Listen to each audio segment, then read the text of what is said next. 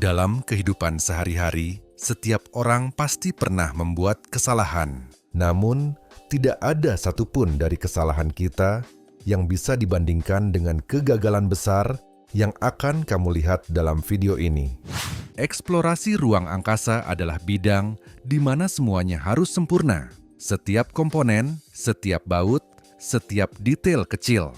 Namun bahkan di sini, kesalahan yang tak terbayangkan tetap bisa terjadi. Pada tahun 2003, sesuatu yang mengejutkan terjadi pada satelit cuaca NOAA Prime. Saat menjalani pengujian rutin, seluruh satelit jatuh ke lantai. Awalnya, para insinyur menyalahkan tim yang menjalankan tes. Tetapi kemudian, mereka menemukan penyebab sebenarnya. Sebuah tim lain telah melepas sekitar 20 baut dari satelit dan lupa memberitahu siapapun. Kerusakannya sangat besar. Peluncuran harus ditunda dan perbaikan membutuhkan biaya tambahan $217 juta, hampir 2 kali lipat dari anggaran awal. Pada akhirnya, hampir $500 miliar hilang hanya karena kelalaian manusia.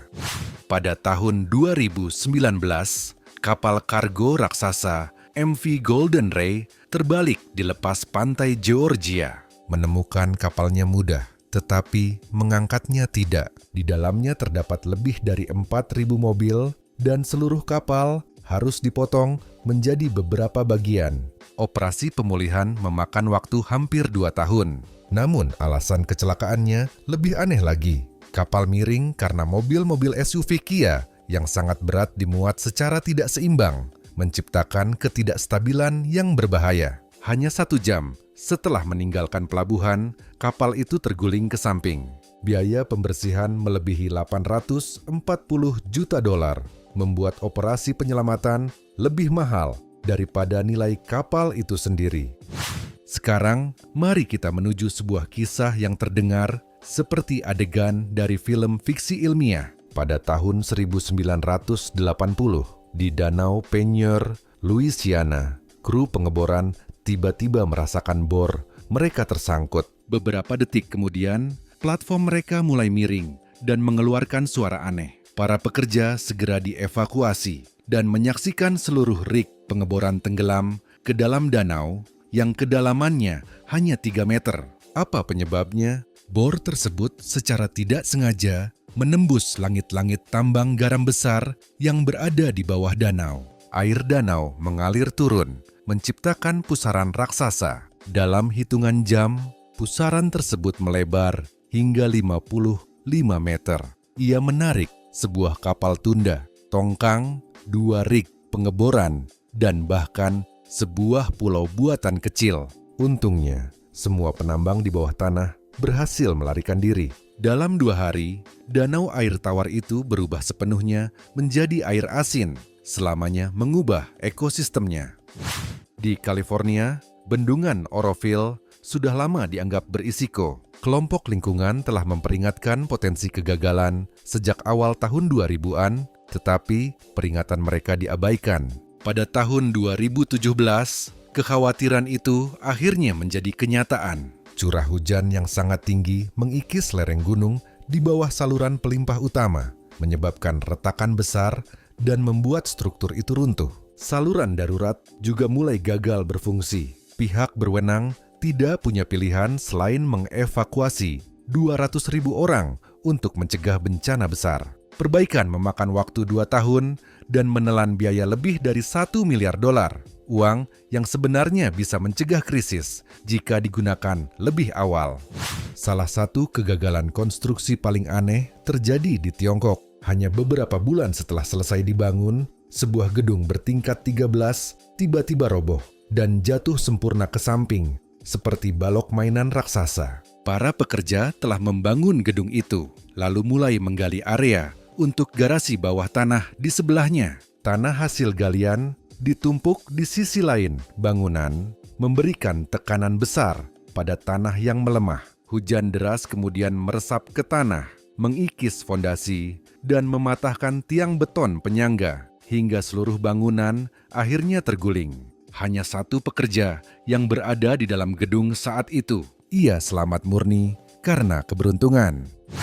Selanjutnya, mari kita pergi ke Swedia, ke proyek terowongan Hallandsås. Sekilas terlihat biasa saja, tetapi proses pembangunannya menjadi perjuangan selama puluhan tahun. Terowongan itu membutuhkan waktu 23 tahun untuk diselesaikan karena air bawah tanah, lapisan batu yang runtuh, dan kondisi tanah yang tidak stabil.